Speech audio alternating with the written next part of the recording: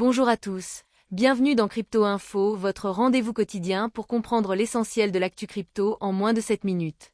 C'est parti!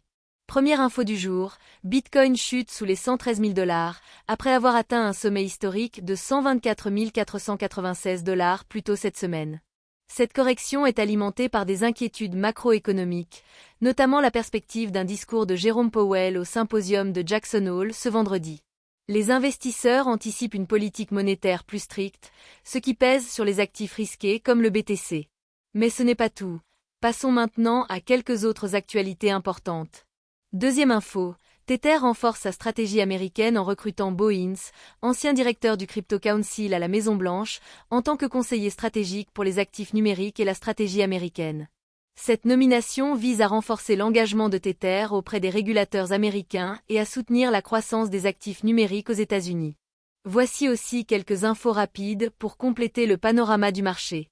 Ethereum. Le prix d'Ethereum est tombé sous les 4200 $, suscitant des inquiétudes quant à une correction à court terme.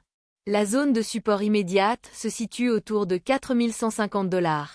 Gemini, la plateforme d'échange a déposé une demande d'introduction en bourse, IPO, sur le Nasdaq, malgré une perte nette de 282,5 millions de dollars au premier semestre 2025.